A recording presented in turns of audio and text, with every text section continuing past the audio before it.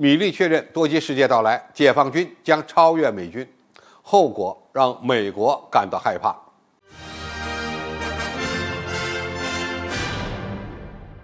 观众朋友，大家好，我是付天超。关于全球战略格局的变化，中国、美国和俄罗斯都有不同的理解。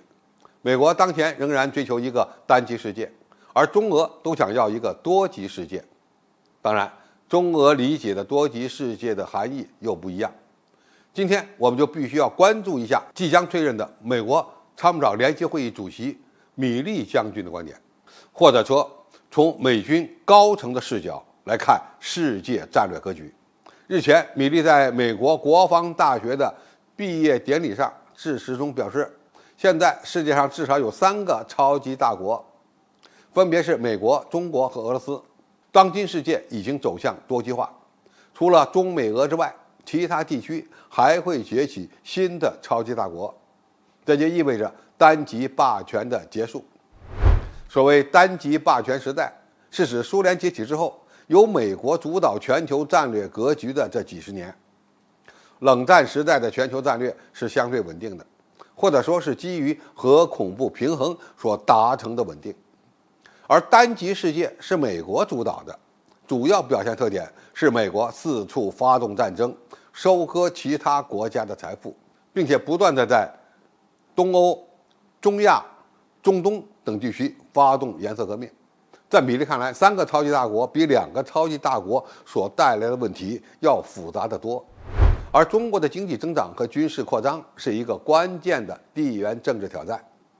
他声称，中国公布的目标是在未来10年内成为地区霸主，并在本世纪中叶超越美国的军事能力。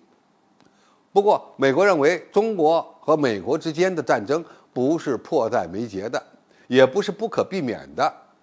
美国利用新技术和适应不断变化的战争性质的能力，对于威慑对手和维护基于规则的国际秩序至关重要。他说，未来战争有许多特点，我们必须在未来10年内适应它。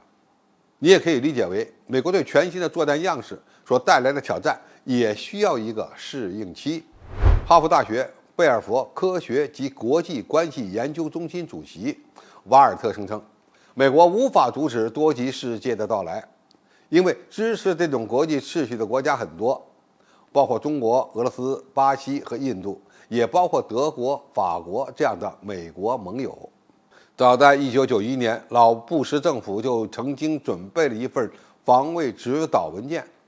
呼吁积极阻止世界上任何地方出现同等实力的对手。随后，多年的美国政府的各种国家安全战略文件都强调了维持美国主导地位的必要性。他们承认大国竞争正在回归，但是仍然认为美国主导全球秩序对于未来的自由发展至关重要，对美国和整个世界都有好处。在米利的眼中，除了美国之外，只有中国和俄罗斯2个超级大国，那是因为欧洲从本质上讲仍然是美国影响力的一部分。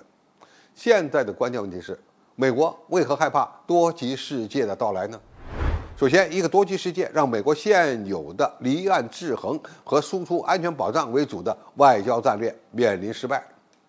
或者说越来越没有市场。美国在伊拉克和阿富汗发动战争的后果是自己国力被严重消耗，而不发动战争呢，又无法彰显其影响力。其次，美国说的话现在没人听了，战略自主已经成为了很多国家和地区的主流，收割其他国家变得越来越难。美国一次次的收割全球财富，就是基于对国际市场的掌控力，包括美元霸权和国际支付体系所带来的优势。从沙特不配合美国增产石油开始，